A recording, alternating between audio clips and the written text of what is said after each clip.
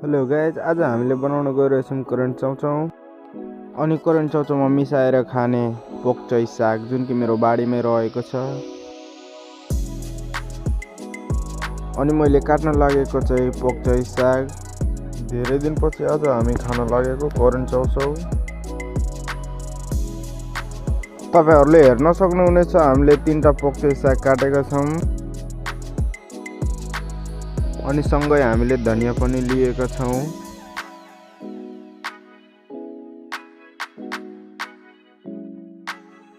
Current चाउचाउमा हाल्नको लागि सामग्रीहरू रहेका छन् कोबी, धनिया, करेन्ट चाउचाउ, बोक्चै साग, अनि हाम्रो खुर्सानी, टमाटर, प्याज र जम्मा 5वटा चाउचाउ रहेको छ।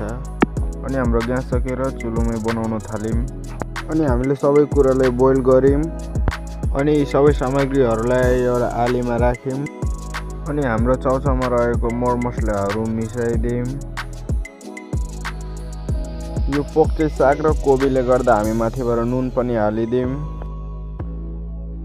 नुन हालिसकेपछि मजाले हामीले 2टा चम्चा लिएर मिसायौँ।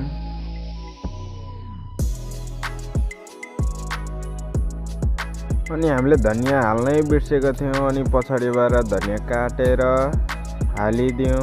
त्यतिसम्म गर्दा गर्दा हाम्रो साथीलाई खाउँ खाउँ भइरहेको थियो। ल साथीहरू, अब हामी लागेको छौँ खानातिर है। अब हामीले बनाएको करेन्ट चाउचाउ धेरै नै मिठो रहेछ। Thank you for watching guys.